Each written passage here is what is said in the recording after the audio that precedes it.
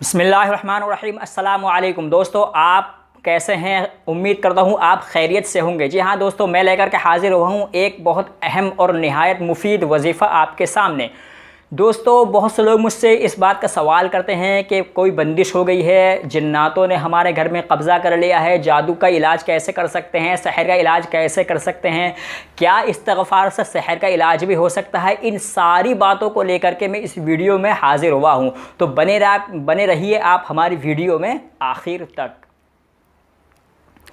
तो मेरे अज़ीज़ दोस्तों, बहुत से लोगों ने अभी मुझे कमेंट्स की कि बीमारी की हालत में भी क्या इस्तिग़फ़ार कर सकते हैं, क्या बीमारी को दूर करने के लिए इस्तिग़फ़ार कर सकते हैं, कि घर में बंदिशें हो जाती हैं या कि असरात वगैरह हो जाते हैं या कि किसी के ऊपर जिन्नात के असरात हो जाते हैं, क्या इन सारी बातों के लिए वजीफ़ा किया जा सकता है या इन सारी बातों से इस्तिग़फ़ार करने से क्या ये इन पर कोई फ़ायदा हो सकता है या नहीं? तो दोस्तों, मैं आपको बता दूं कि इस्तिग़फ़ार करने से इन सारी बातों में फ़ायदा होता है। और एक हमारे व्यूवर्स हैं जिनके ऊपर निहायत सख्त जादू था और अल्हम्दुलिल्लाह उन्होंने वीडियो देखने के बाद में 2000 मरतबा रोज़ाना, यानी 2000 मरतबा रोज़ाना उन्होंने इस्तिग़फ़ार करना शुरू किया और अल्हम्दुलिल्लाह आज वो बिल्कुल सेहतमंद ज़िंदगी और खुशहाल ज़िंदगी जी रहे हैं।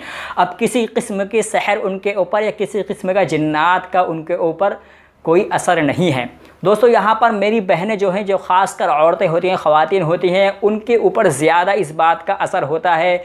वो ज़्यादा यकीन न होने की बुनियाद पर इस तरह की बातें करती हैं कि भाई मेरे औलाद नहीं हो रही, कहीं कोई बंदिश तो नहीं हो गई, कि मेरे शोहर का काम नहीं चल रहा है, किसी ने कोई करा तो नहीं दिया। सारी बातें जो है यकीन की कमज़ोर होने की बुनियाद पर होती हैं। दोस्तों, यहाँ पर मैं आपको बता दूँ, सबसे पहले आपको अल्लाह पर यकीन करना है, क्योंकि अपनी तौहीद में ही ये इल्म है कि सबसे पहले दुनिया इधर से उधर हो जाए, लेकिन अल्लाह पर आपका तवक्कुल इतना पुख्ता होना चाहिए, इतना पुख्ता होना चाहिए कि सबसे ज़्यादा तौहीद में हमें इसी बात का इल्म दिया जाता है कि तौहीद इसी बात का इल्म देती है कि तवक्कुल इलल्लाह, यानी अल्लाह पर आपका पुख्ता यकीन होना चाहिए। यही हमारी तौहीद है।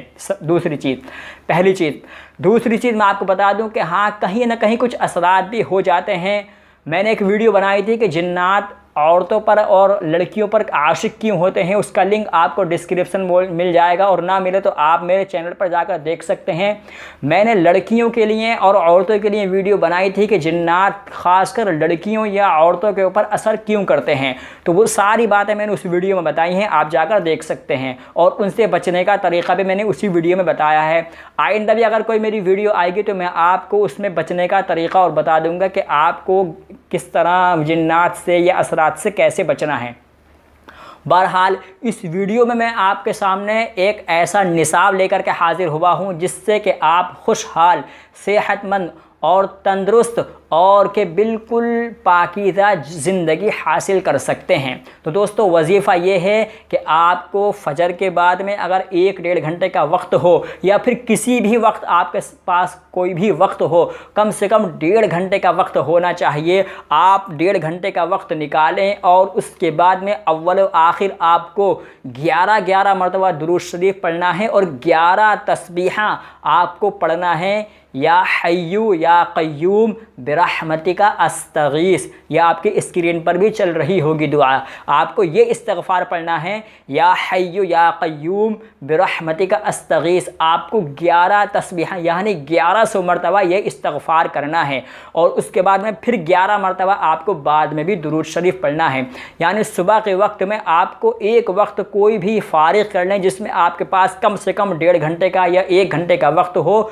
आप 1 घंटे का वक्त फ़ारिग़ करने के बाद में चाहें तो आप अपने कामकाज के दरमियान भी इसको कर सकते हैं। या हय्यू या क़य्यूम बिरहमतिका अस्तगीस, आपको 11 तस्बीहा, अव्वल 11 मरतबा दुरूद शरीफ, आखिर 11 मरतबा दुरूद शरीफ, और 11 तस्बीहा इसकी पढ़नी है, या हय्यू या क़य्यूम बिरहमतिका अस्तगीस। एक तो ये चीज़ हो गई। दूसरा, आपको इशा के बाद में सोने से पहले अपने बिस्तर पर जाकर के आपको ला हौल की एक तस्बीह पढ़नी है, जिसमें आपको 7 मरतबा दुरूद शरीफ अव्वल और 7 मरतबा दुरूद शरीफ आखिर, ये आपको पढ़ना है।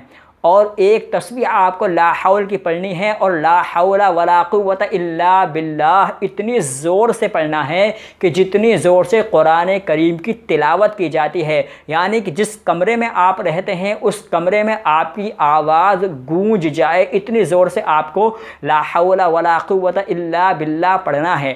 آپ یہ دونوں کام کر کے دیکھیے، انشاءاللہ آپ کو 10-12 دن یا 15 دن کے بعد ہی آپ کو فائدے نظر آنے لگیں گے، اور آپ کو محسوس ہونے لگے گا کہ ہاں ہمارے اوپر جو اثرات تھے، ہمارے اوپر جو کہ بندشیں تھیں، ہمارے اوپر جو پریشانیاں تھیں، اس میں کمی آنا شروع ہو گئی ہے۔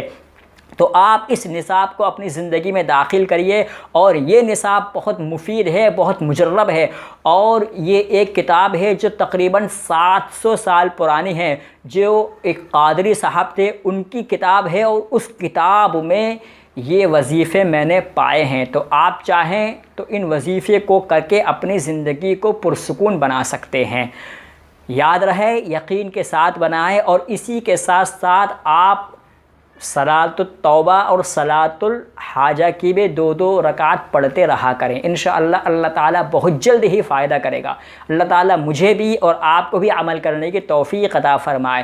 دوستو فی الحال آج کے لیے اتنا ہی۔ ویڈیو اچھی اگر لگی ہو تو ویڈیو کو لائک بھی کر دیں، اور چینل کو سبسکرائب ضرور کر لیں، تاکہ ایسا ہی وظائف جو کہ پرسکون زندگی کے وظائف ہوتے ہیں میں آپ کے سامنے لے کر کے حاضر ہوتا رہتا ہوں۔